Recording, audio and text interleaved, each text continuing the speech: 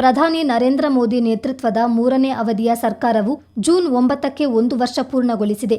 ಈ ಮೂಲಕ 2014ರಲ್ಲಿ ಕೇಂದ್ರದಲ್ಲಿ ಅಧಿಕಾರಕ್ಕೇರಿದ ಬಿಜೆಪಿ ಸರ್ಕಾರಕ್ಕೆ 11 ವರ್ಷ ತುಂಬಿದಂತಾಗಿದೆ. ಈ ಹಿನ್ನೆಲೆಯಲ್ಲಿ ಪಕ್ಷದ ನಾಯಕರು ಮೋದಿ ಸರ್ಕಾರದ ಸಾಧನೆಗಳನ್ನು ಜನರ ಮುಂದಿಡುತ್ತಿದ್ದಾರೆ.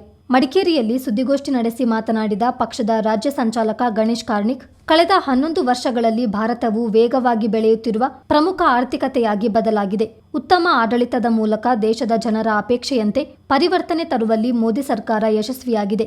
ಸಬ್ಕಾ ಸಾಥ್, ಸಬ್ಕಾ ವಿಕಾಸ್, ಸಬ್ಕಾ ವಿಶ್ವಾಸ್, ಸಬ್ಕಾ ಪ್ರಯಾಸ್ ತತ್ವದಿಂದ ಮುಂದಡಿ ಇಡುತ್ತಿರುವ ಭಾರತವು ವಿವಿಧ ಕ್ಷೇತ್ರಗಳಲ್ಲಿ ಕ್ಷಿಪ್ರ ಬೆಳವಣಿಗೆ ಕಂಡಿದೆ. ಭಾರತ ಮೊದಲು ಎಂಬ ಬದ್ಧತೆಯೊಂದಿಗೆ ನಿರ್ಣಾಯಕ ನಾಯಕತ್ವವನ್ನು ಮೋದಿ ಜಗತ್ತಿಗೆ ಸಾರಿದ್ದಾರೆ. ದಿಟ್ಟ ನಿರ್ಧಾರಗಳಿಂದ ವಿಕಸಿತ ಭಾರತಕ್ಕೆ ಭದ್ರ ಬುನಾದಿ ಹಾಕಿದ್ದಾರೆ ಎಂದರು.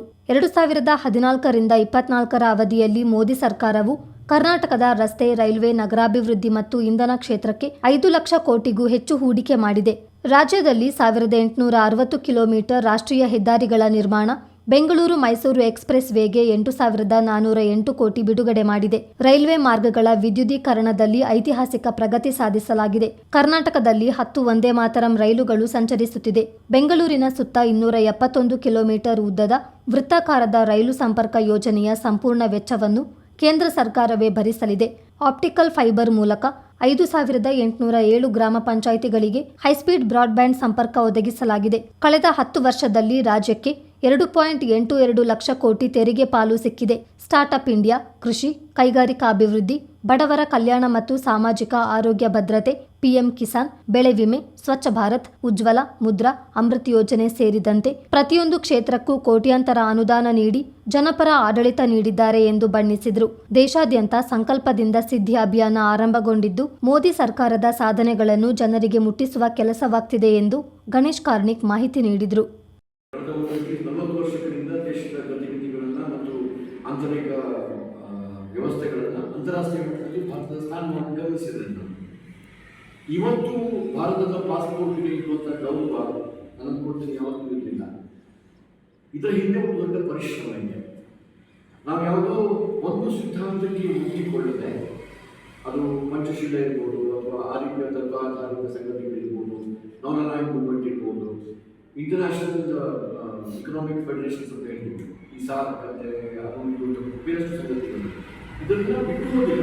ಆದರೆ ಭಾರತ ನೇಷನ್ ಫಸ್ಟ್ ಹೇಳುವಂಥ ಕಾನ್ಸೆಪ್ಟ್ನೊಂದಿಗೆ ಯಾವುದೇ ಒಂದು ಗುಂಪಿನ ಕಡೆಗೆ ಸೇರಿದರೆ ತನ್ನದೇ ದಾರಿಯಲ್ಲಿ ಹೋಗಿರುವುದು ಆಂತರಿಕವಾಗಿ ಮತ್ತು ಅಂತಾರಾಷ್ಟ್ರೀಯ ಮಟ್ಟದಲ್ಲಿ ತನ್ನ ಶಕ್ತಿಯನ್ನು, ಸಾಮರ್ಥ್ಯವನ್ನು ತೋರಿಸಿದೆ.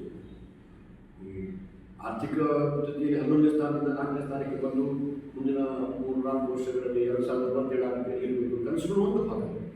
ಆದರೆ ಅಂತಾರಾಷ್ಟ್ರೀಯ ಮಟ್ಟದಲ್ಲಿ ವಿಶ್ವಮಿತ್ರ ಎನ್ನುವ ರೀತಿಯಲ್ಲಿ ಭಾರತ ಗುರುತಿಸಿಕೊಂಡಿರುವುದು G20 ಸಮ್ಮಿಟ್ನ ಅಧ್ಯಕ್ಷ ಆದ ಮೇಲೆ ಗ್ಲೋಬಲ್ ಸೌತ್ 200 ರಾಷ್ಟ್ರಗಳಿದ್ದಾವೆ ವಿಶ್ವಸಂಸ್ಥೆಯಲ್ಲಿ. 110 ನಮ್ಮ ಸಮಾನಾಂತರ ಮಧ್ಯಂತರಗಳಿಗೆ ಇಲ್ಲ. ಅದರ ಕೆಳಗೆ ಇರುವಂತಹ 110 ಸಣ್ಣ ಪುಟ್ಟ ರಾಷ್ಟ್ರಗಳಿಗೆ ವಾಯ್ಸ್ ಆಗಿರುವಂಥದ್ದು. ಅಂದರೆ ಜಗತ್ತಿನಲ್ಲಿ ಯಾರನ್ನು ನಾವು ಕಡೆಗಣಿಸುವುದು ಆ ಎಲ್ಲ ರಾಷ್ಟ್ರಗಳ ನೆಲೆಯಾಗಿ ಬಂದಿರುವಂಥದ್ದು.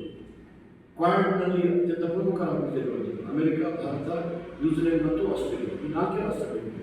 ಅದರಲ್ಲಿ ಇರುವಂಥದ್ದು ಈ ಎಲ್ಲ ಬ್ರಿಕ್ಸಲ್ಲಿ ಲೀಡರ್ಶಿಪ್ ವಹಿಸಿದೆ. ಮತ್ತು ಸಾಂಸ್ಕೃತಿಕವಾಗಿ ಹೇಳಬೇಕು ಅಂತ ಹೇಳಿದರೆ ಯುನೈಟೆಡ್ ನೇಷನ್ಸ್ 93 ರಾಷ್ಟ್ರಗಳಿರುವಂಥದ್ರಲ್ಲಿ ಮೆಜಾರಿಟಿ ಸ್ಟೇಟ್ಸ್ ನಮ್ಮ ಯುಗಡೆ ಮತ್ತು ಬರ್ತಾ ಇದೆ. ಅದಕ್ಕೆ ಅಂತಾರಾಷ್ಟ್ರೀಯ ಮಾನ್ಯತೆ ಕೊಟ್ಟಿರುವಂಥದ್ದು. ಈ ಎಲ್ಲ ಸಂಗತಿಗಳಲ್ಲಿ ನಾನು ಹೇಳ್ತಿರುವಂಥದ್ದು ಅಂತಾರಾಷ್ಟ್ರೀಯ ಮಟ್ಟದಲ್ಲಿ ಜಿಯೋ ಪಾಲಿಟಿಕ್ಸಲ್ಲಿ ಭಾರತ ಇವತ್ತು ವಿಶ್ವಮಿತ್ರ ಎನ್ನುವಂಥ ಸ್ಥಾನವನ್ನು ಗಳಿಸಿರುವಂಥದ್ದು ದೊಡ್ಡ ಸಾಧನೆ. ಎರಡನೇದು ಒಬ್ಬ ಮಾಜಿ ಸೈನಿಕ ನಾನು ಹೇಳ್ತೀನಿ, ಗಡಿರಕ್ಷಣೆಯ ದೃಷ್ಟಿಯಲ್ಲಿ ನಮ್ಮ ಸೈನಿಕರು ಯಾವತ್ತೂ ಕಾಪಾಡಲು ಮಾಡ್ಕೊಂಡಿಲ್ಲ. ಆದರೆ ಸೇನೆಯ ಅನೇಕ ವರ್ಷಗಳ ಏನು ಕೂಗಿತ್ತು ಮತ್ತು 82% ನಮ್ಮ ಸೇನೆಯ ಅವಶ್ಯಕತೆಗಳನ್ನು ಇಂಪೋರ್ಟ್ ಮಾಡ್ತಾರೆ. ಆತ್ಮನಿರ್ಭರತೆ ಕನಸಿನೊಂದಿಗೆ ಬೇರೆ ದೇಶಗಳಲ್ಲಿ 100% ಒದಗಿಸಿಲ್ಲ, ಈಗ 62% ಬಂದಿದೆ ನಮ್ಮ ಇಂಪೋರ್ಟ್. ಆದರೆ ಇಂಪೋರ್ಟ್ಗೆ ಒಂದು ಹೊಸ ಕ್ಲಾಸ್ ತಗೊಂಡು ಬಂದು ನಾವು ನಿಮ್ಮಿಂದ ವಿಮಾನ ಪಡ್ಕೊಳ್ತೀವಿ, ಅದರ ವಿಮಾನದ ಜೊತೆಗೆ ನಮ್ಮೆಲ್ಲ ತಂತ್ರಜ್ಞಾನ ಕೊಡ್ತೀವಿ. ನಾವು ನಿಮ್ಮಿಂದ ಯಾವುದೋ ತಂತ್ರಜ್ಞಾನ ಪಡಿಸ್ಕೊಡ್ತೀವಿ, ಅದು ನಮ್ಮಲ್ಲೇ ಡೆವಲಪ್ ಮಾಡಲಿಕ್ಕೆ ಅವಕಾಶ ಕೊಡಬೇಕು. ರಫಾಲ್ ಇರ್ಬೋದು, S-400 ಇರ್ಬೋದು, ಇತ್ತೀಚೆಗೆ ಬಂದಿದ್ದ ವಿಕಾಸ ಆಗಿರ್ಬೋದು. ಸೊ ಥರ್ಮಲ್ ಇಮೇಜಿಂಗ್ ಇರುವಂತಹ ಬೈನಾಕ್ಯುಲರ್ಸ್ ಇರ್ಬೋದು ಮತ್ತು ಟ್ರ್ಯಾಕ್ ಮಾಡಬಲ್ಲಂಥ ನಮಗೆ ವಾಯ್ಸ್ ಬರುವಂಥ ಅಥವಾ GPS ಅಳವಡಿಸಿರುವಂಥ ಹೆಲ್ಮೆಟ್. ಸುದ್ದಿಗೋಷ್ಠಿಯಲ್ಲಿ ಬಿಜೆಪಿ ಜಿಲ್ಲಾಧ್ಯಕ್ಷ ರವಿ ಕಾಳಪ್ಪ, ಎಂಎಲ್ಸಿ ಸುಜಾ ಕುಶಾಲಪ್ಪ, ಮಾಜಿ ಎಂಎಲ್ಸಿ ಸುನಿಲ್ ಸುಬ್ರಹ್ಮಣಿ, ಪಕ್ಷದ ಉಪಾಧ್ಯಕ್ಷ ಕಿಲನ್ ಗಣಪತಿ, ಪ್ರಧಾನ ಕಾರ್ಯದರ್ಶಿ ಚಲನ್ ಕುಮಾರ್ ಹಾಜರಿದ್ದರು.